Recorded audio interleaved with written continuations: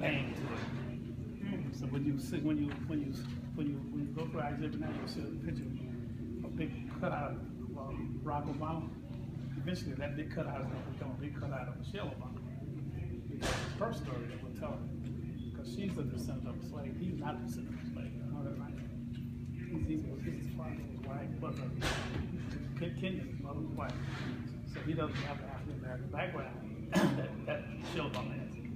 Okay, now let's go through the exhibit right quick. So let's walk back over there. I just wanted to show you this because people walk past it every day and they don't really think that much about it. But if there's 209,000 names out there, that means there's 209,000 stories. And we've only heard from about 5,000 of them. So we got another 150,000, 200,000 names to go.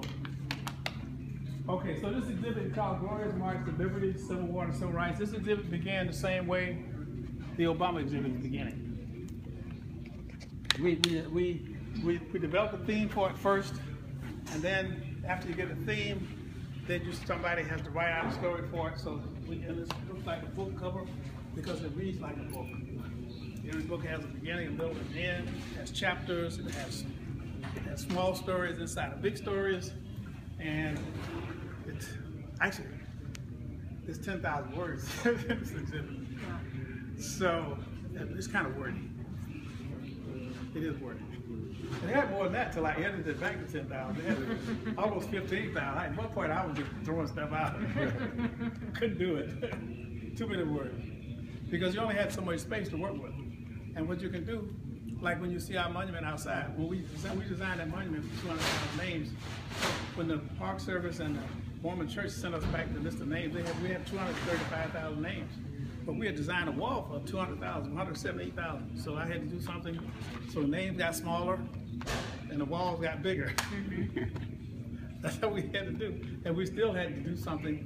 Actually, when you look at the wall, I told you about one thing that you see on that, which is that address. The other thing you see on there is a symbol follows every name. Every name has a symbol next to it. The star just simply means that's where the name begins. One name ends, another name begins. But the circle means that there was more than one person in that monument with that same name. So when you come to a simple name like mine, like Frank Smith, there might have been 10 in there. So instead of just repeating Frank Smith 10 times, we put a circle next to his name. So those Frank Smiths, or well, the most common name out there is George Washington. There was 23,000 George Washingtons that we eliminated with that circle because otherwise that wall would have got longer and the names would have got smaller and none of us would be able to read them. I can't read them now unless I get real close to it. There were that many people named George Washington. 23,000. Well, we have 200,000 names. So. Yeah. And you know, and actually, the naming thing is very important because what happened when many of these people who joined changed their names when they joined. They took an alias. Because if you were living on one of these plantations, you go join the army to fight against your plantation owner. If you get caught, they can use your name to go back and get your family. Maybe they can't get you because you wait somewhere with the army with a gun in your hand. But your mother and your dad and your cousins are back home. They you know, so some of these guys changed their names. Ironically, and surprisingly, quite honestly, I'm surprised that more of them didn't change their names. Because, for a lot of reasons. One of them is because they were breaking with the past. That was a name that belonged to that slave owner. They got a gun and a rifle now.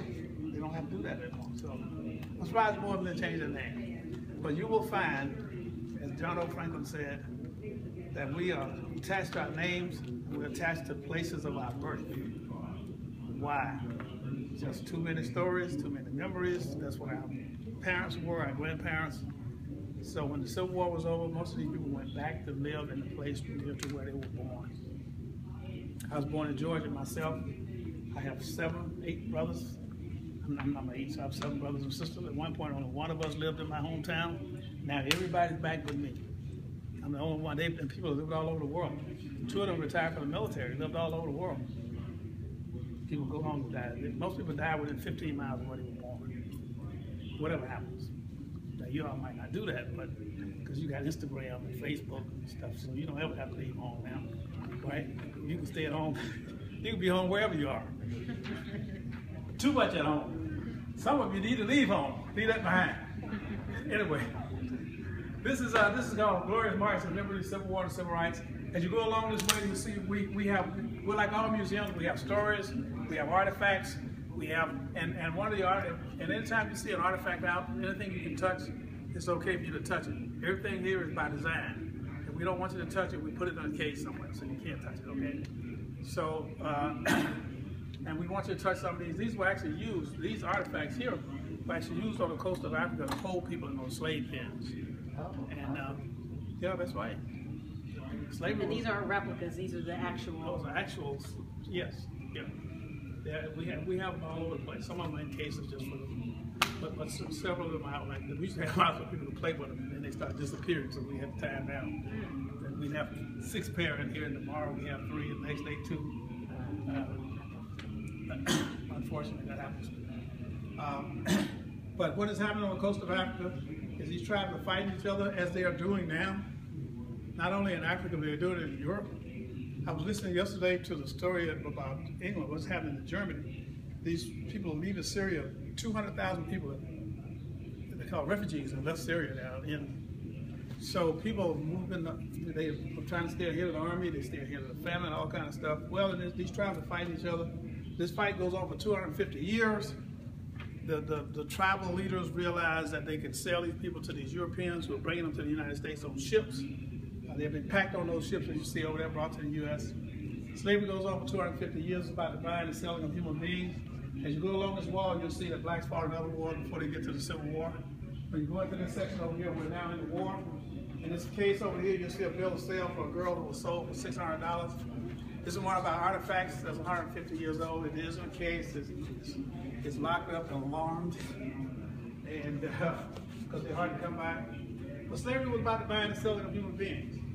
And so as you go through here, you'll see that we gather all kind of objects, we gather stories and things like that to give you an impression about what happened. And as you go, it's called Glorious March to Liberty, Civil War, and Civil Rights. We ended with the Civil Rights Movement and the election of Barack Obama because this is a story with an ending, which we know now how it ends. It ends with an African American getting elected president of the United States. It doesn't start that way, but that's how it ends. And we want you to leave here uplifted with the idea that we can overcome these great odds and great obstacles that are in front of us and have a good life. So that's our story. That's how we do it. I know you can't see it all today, but come back whenever you're ready. We're here all the time.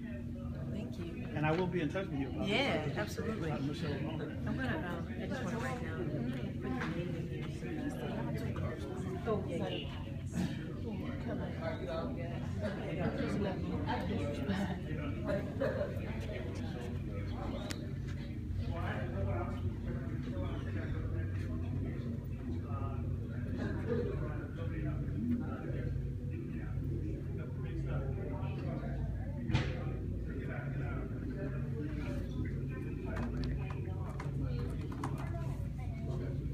These are the shackles, the chains that were used to enslave African Americans.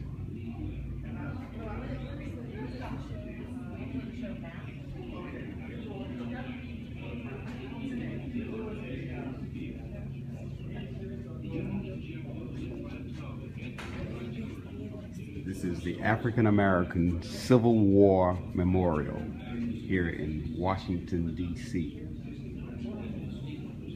And I know I'm going through it now kind of hurriedly, just to give you an idea of what's here.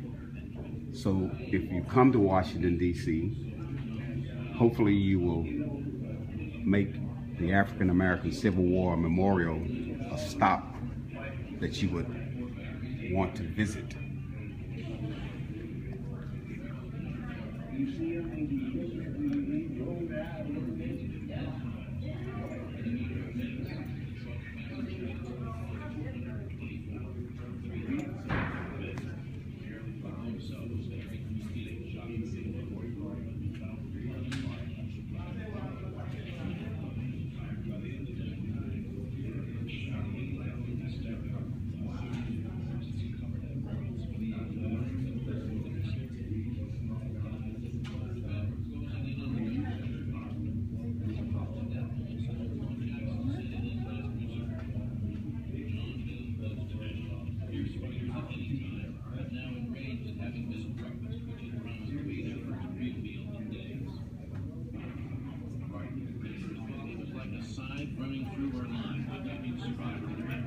That's Harriet Tubman.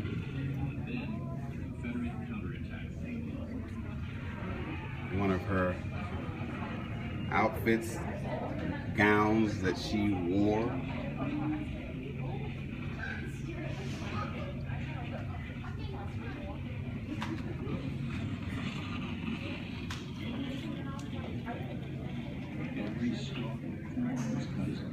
Some other artifacts, drums, caps, uniforms.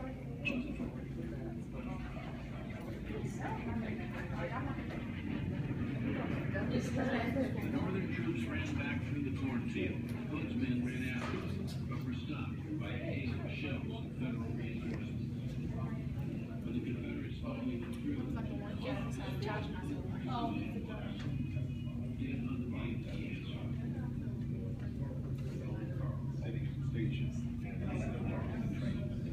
Again, it's the African American Civil War Memorial here in Washington, D.C.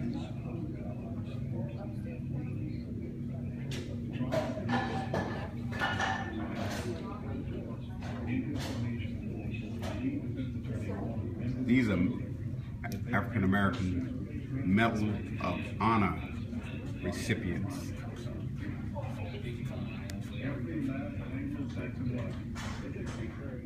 These men fought in the Civil War.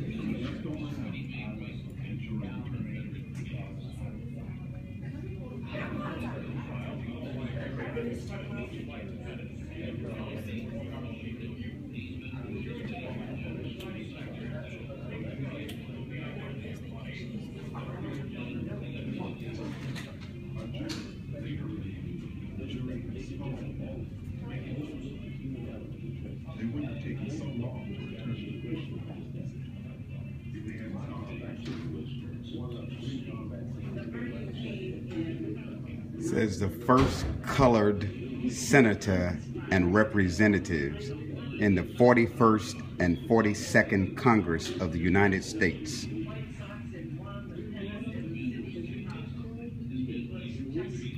God, I can only imagine what these gentlemen had to go through.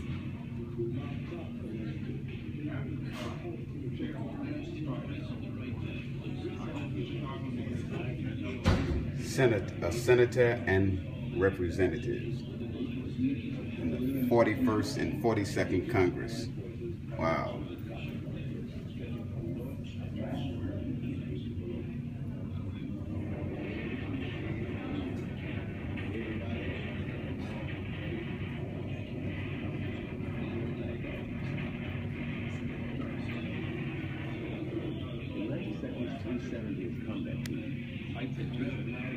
and maintains contact with Axis forces.